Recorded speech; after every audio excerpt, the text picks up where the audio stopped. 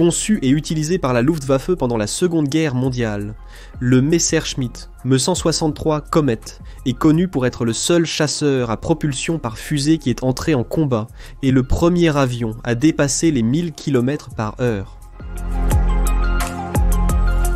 Son développement a été en partie dû à la recherche désespérée des Allemands pour contrer la supériorité aérienne croissante des Alliés. Il s'est avéré être un chasseur inefficace en raison de la faible durée de son carburant. Seulement 300 unités ont été fabriquées et sont responsables de l'abattage de seulement 16 avions alliés. Et c'est l'histoire que nous allons voir dans une nouvelle vidéo de l'aéropédie du monde de l'aviation.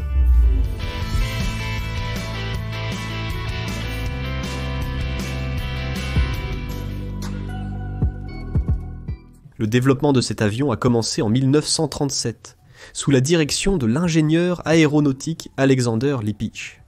L'objectif était de créer un intercepteur capable d'atteindre des altitudes et des vitesses auxquelles les avions conventionnels ne pouvaient pas atteindre.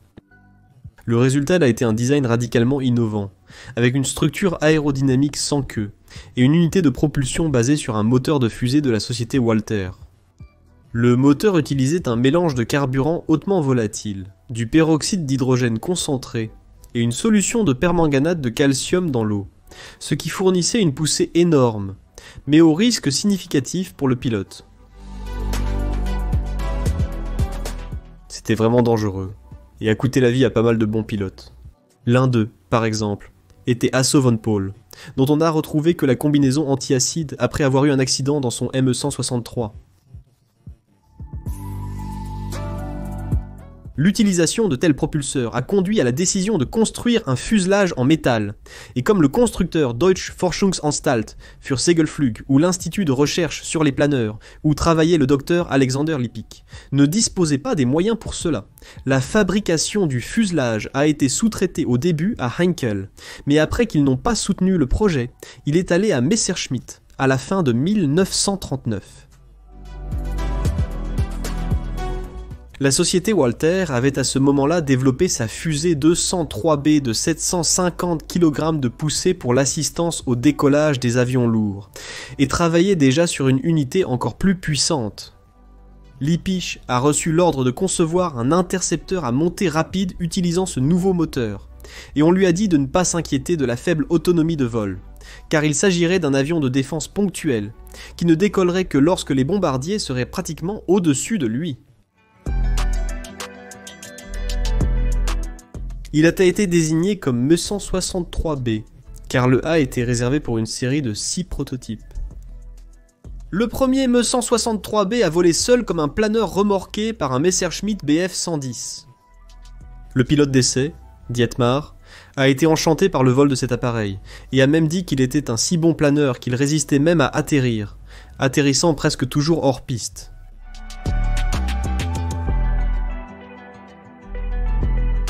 Le premier vol propulsé a eu lieu le 13 août 1941, où Dietmar a dépassé les 800 km/h. En théorie, l'avion de Lippisch devait décoller sans difficulté grâce à un train d'atterrissage à roues éjectables, et atterrir à l'aide d'un patin ventral extensible.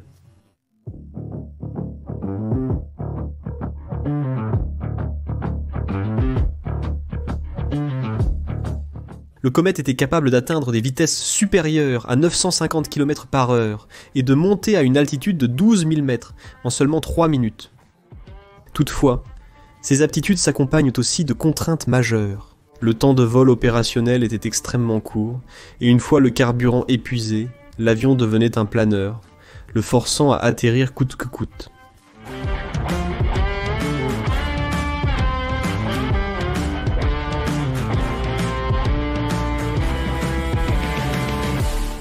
Il s'agissait d'un design d'avion à réaction à aile moyenne. Il avait un poids maximum au décollage de 4110 kg et une autonomie de 7 minutes 30 secondes. Sa vitesse maximale était de 960 km/h et il était équipé de 2 canons, Mk-108 de 30 mm.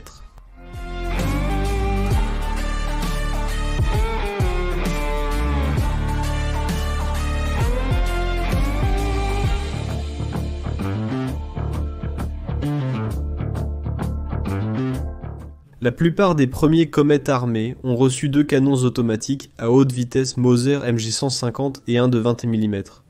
Mais l'équipement standard de production consistait en 2 canons automatiques, MK108 de 30 mm.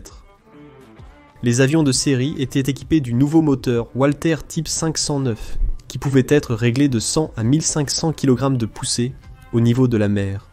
Et malgré une longueur de 2,13 mètres, il ne pesait que 100 kg.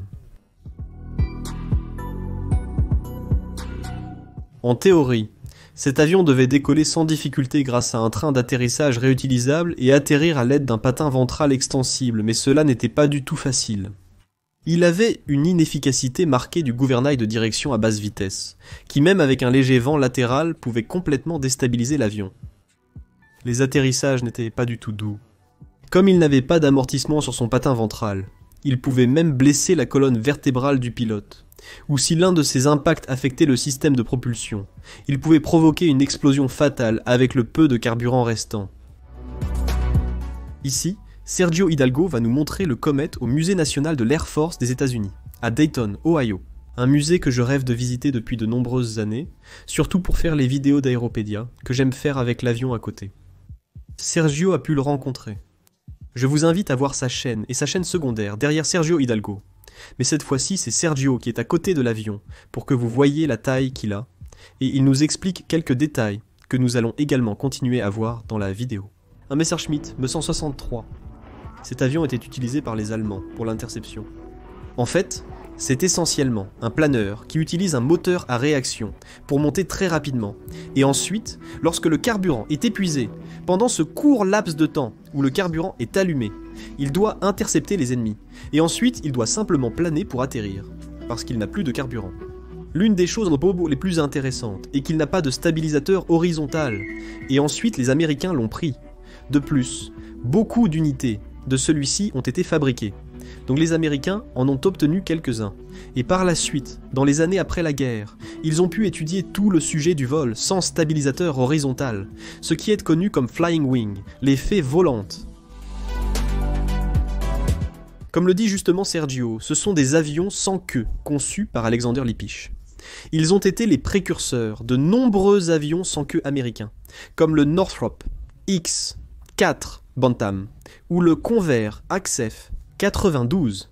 Et ensuite les ailes volantes, bien que Northrop ait déjà travaillé sur des ailes volantes auparavant.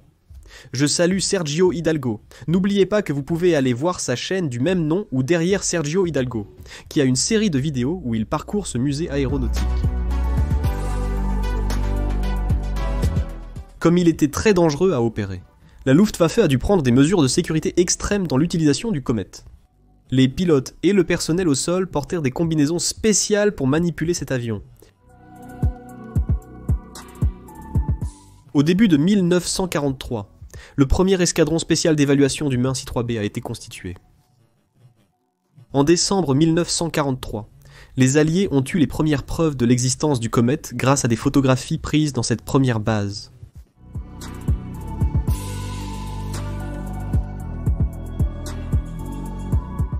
La première base était Brandis, près de Leipzig, choisie pour protéger ce qui était la plus grande concentration de raffineries pétrolières sur le lac en Allemagne.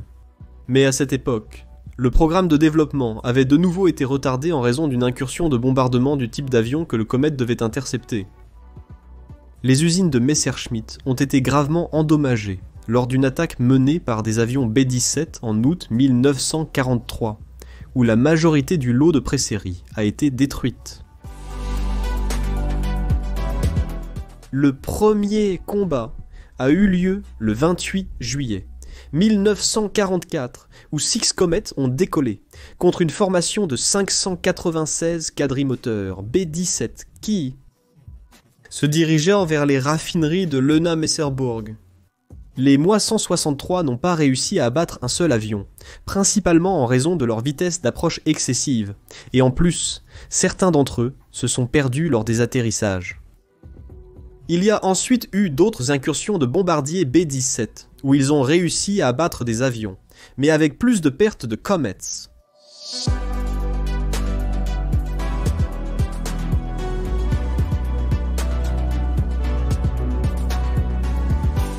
Son armement était très puissant.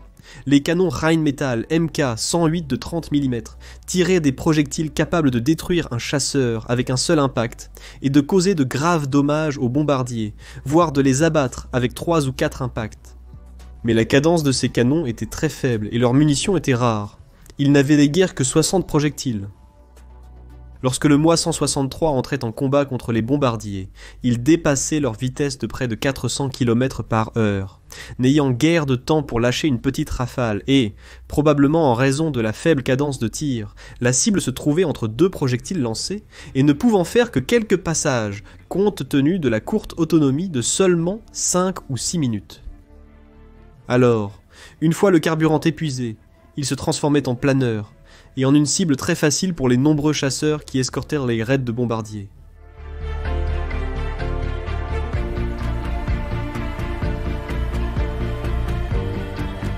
Pour résoudre l'inefficacité de ces rencontres, le système SG5 Sense Jack Faust a été conçu.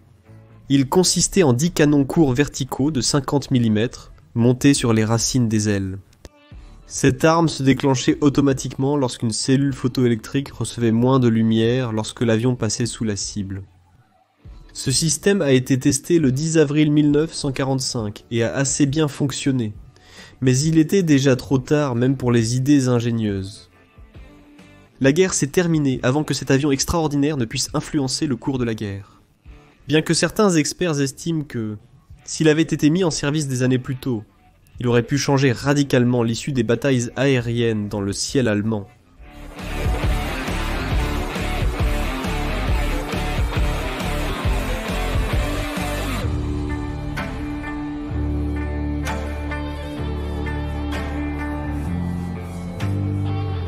Une nouvelle livraison, et un grand merci à tous ceux qui contribuent économiquement à la chaîne. Cela m'aide beaucoup à pouvoir continuer à produire ce type de contenu. Je vous dis à bientôt pour une nouvelle vidéo sur le monde de l'aviation.